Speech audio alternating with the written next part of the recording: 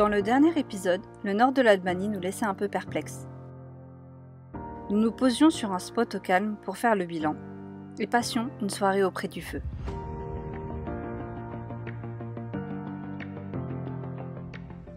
Dans ce nouvel épisode, nous découvrons de nouveaux visages de ce pays déroutant.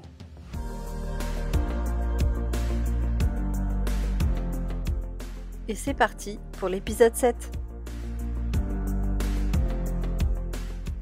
Après une exploration terrestre la veille, nous décidons de prendre de la hauteur.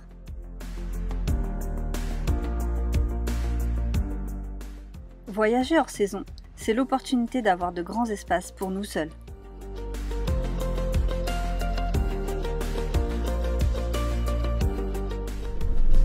Bon, on est un peu triste de quitter notre spot là, mais il faut avancer et surtout parce que déjà on a presque plus de data, donc il faut racheter une carte SIM.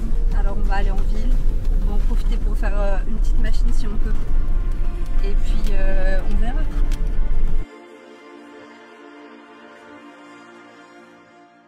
Ici encore, nous tombons sur des bunkers, dans des jardins particuliers. Vlora est un autre contraste de l'Albanie. Cette ville bien bétonnée possède des hôtels de luxe sur le bord de mer, qui est gardé bien propre pour les touristes.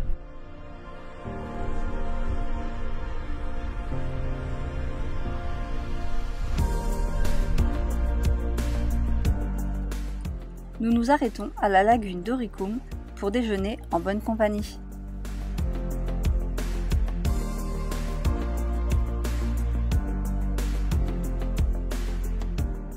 Et puis nous reprenons les routes, pas toujours lisses, de la montagne.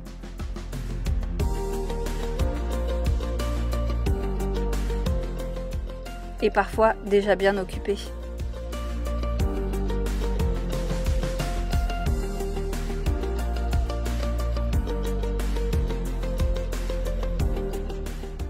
Nous nous rendons au panorama de Yogara, qui offre une vue splendide sur le littoral au pied des montagnes.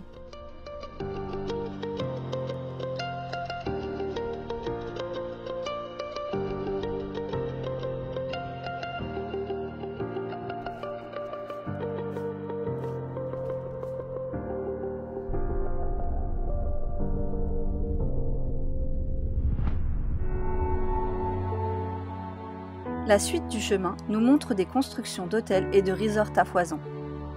Et on se demande si ce beau littoral ne va pas être détruit par le tourisme de masse dans les prochaines années.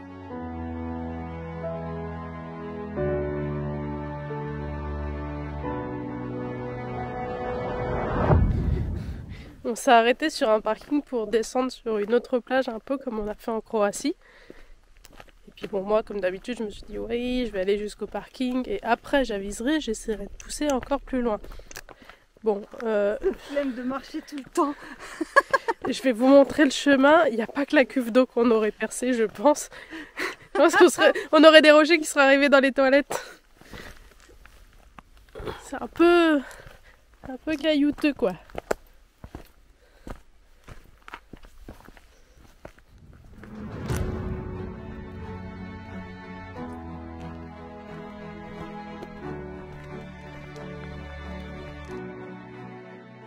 Malheureusement, nous n'arriverons pas jusqu'à la plage. Des chiens ayant élu domicile nous feront fuir. Mais nous enverrons le drone capturer les images impressionnantes de cette plage tout droit sortie du canyon.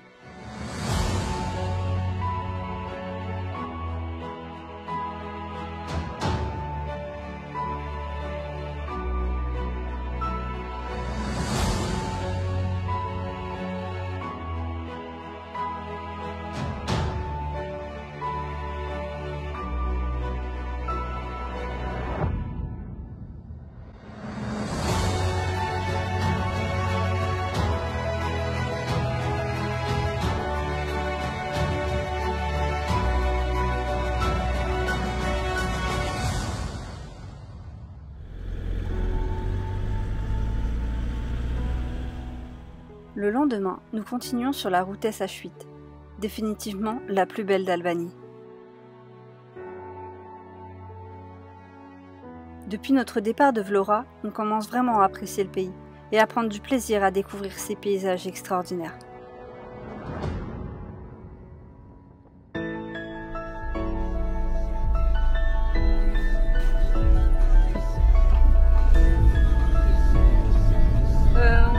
poubelles là, mais en vrai, je sais même pas où elles vont finir. Effectivement, la gestion des déchets n'a pas l'air d'être une priorité ici.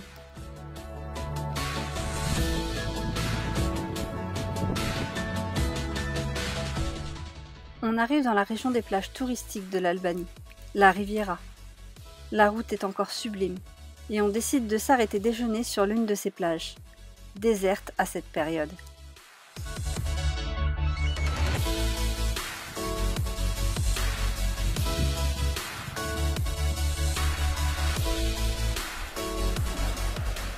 Alors pour vous parler de l'accueil et de la gentillesse des Albanais, hier on s'est posé sur un spot et il y a un monsieur qui est passé nous voir et il nous a donné quelques clémentines. On a discuté un peu avec lui mais il parlait pas très bien anglais donc c'était un peu compliqué mais c'était cool, c'était un bel échange.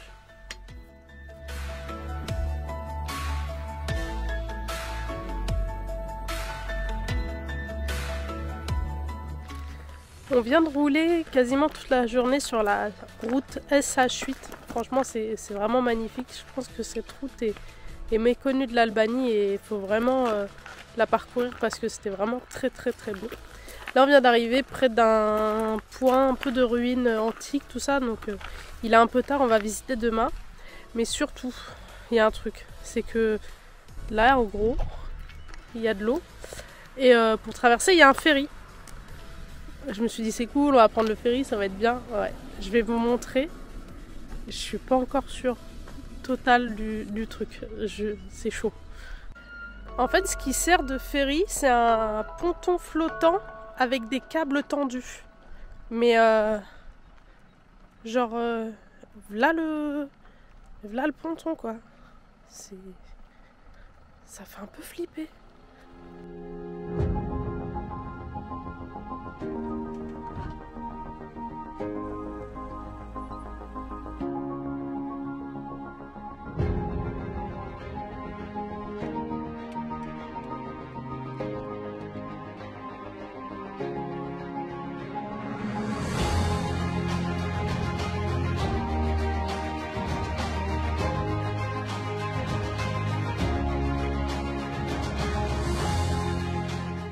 Le parc national de Butrint est classé au patrimoine de l'UNESCO.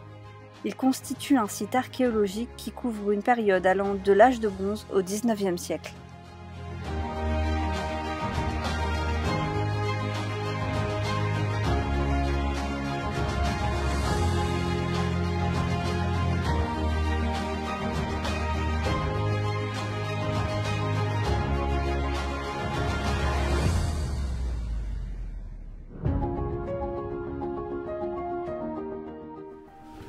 Après une bonne nuit qui porte conseil, on a décidé de ne pas prendre le ferry qu'on vous a montré hier, déjà pour préserver son cœur, et puis pour essayer de ne pas finir avec un Mozart amphibie. Et en plus, ça a rajouté de la route. Donc c'était cool à voir. Je pense qu'il y en a certains qui n'hésiteront pas. Nous, on a préféré la raison. Ouais, donc, ça fait un petit détour en plus. Donc voilà. Ça y est, on est arrivé au Blue Eye sans prendre le ferry.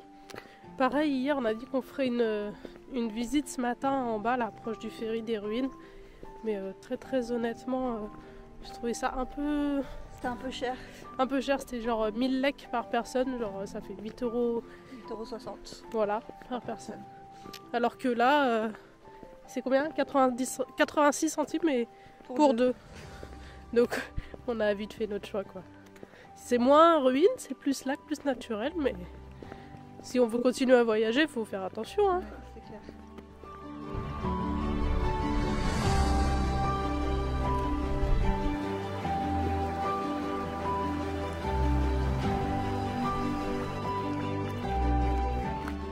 Le Blue Eye est comme celui de Croatie, une source d'eau souterraine qui va ici jusqu'à 50 mètres de profondeur.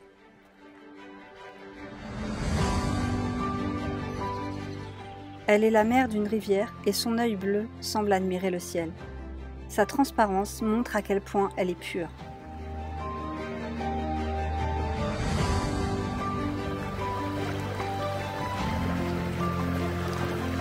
Bah c'est bon hein. Je pense que ma main elle est plus sale que l'eau.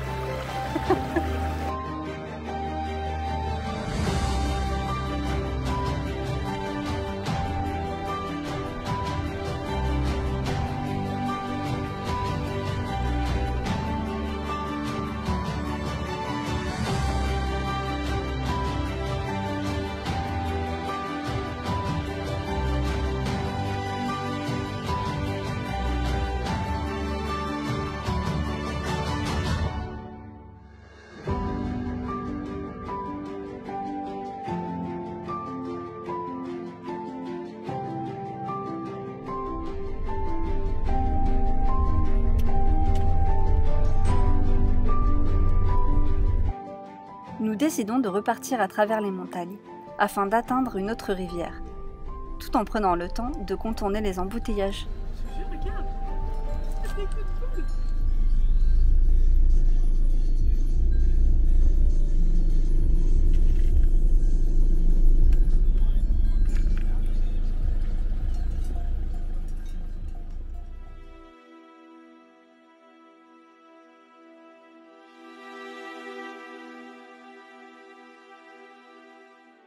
Mais sur la route, tout notre enthousiasme, engorgé depuis 4 jours, s'effondre à la vue des déchets longeant la rivière sur des dizaines et des dizaines de kilomètres.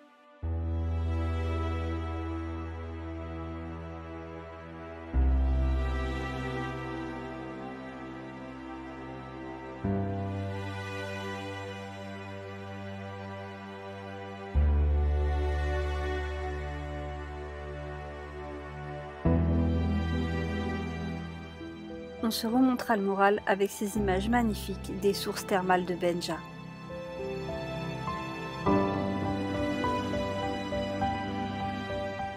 Derrière le pont en pierre d'origine ottomane, le canyon est impressionnant.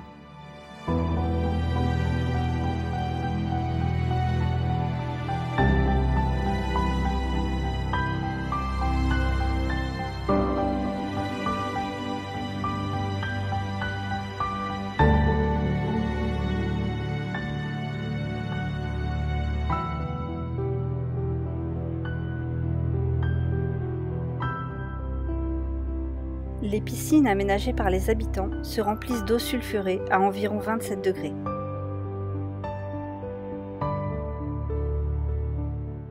Et si on fait abstraction de l'odeur de soufre, le site est vraiment apaisant.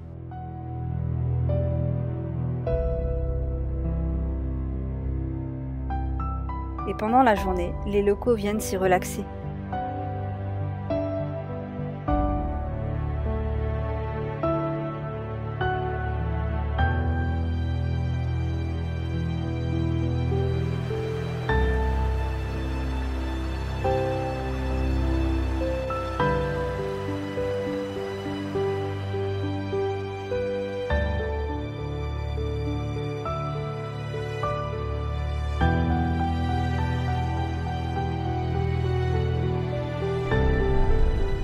Après 2 nuits passées ici et une bonne réflexion, on prend la décision de partir en direction de la frontière avec la Grèce.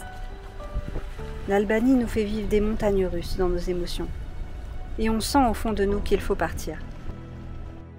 Et puis, l'appel de la Grèce est bien trop fort.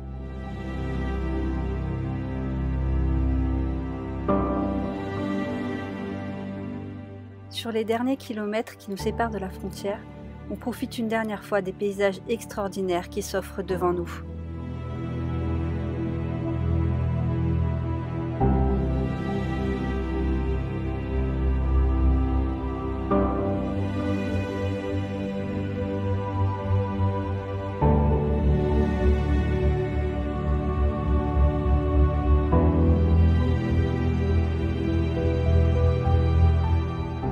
Si le voyage nous apprend au moins une chose, c'est bien celle de s'écouter.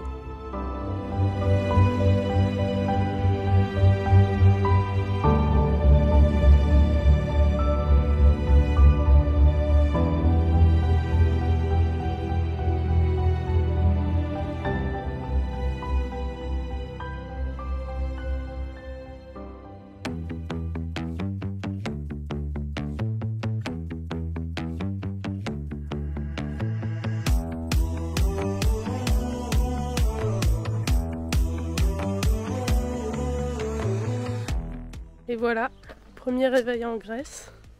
Ça fait plaisir. Oui, il y a du soleil. Il fait frais, mais il fait quand même bon. Le soleil tape bien là. On a 1 heure de décalage, donc on a bien dormi ce matin.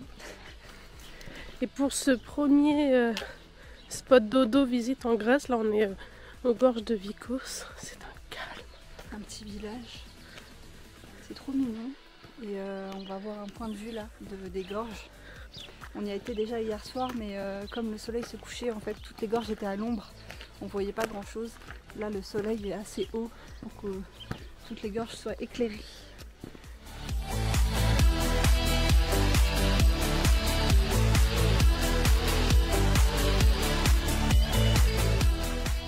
Dans le prochain épisode, suivez-nous dans l'exploration de cette nouvelle région d'Europe.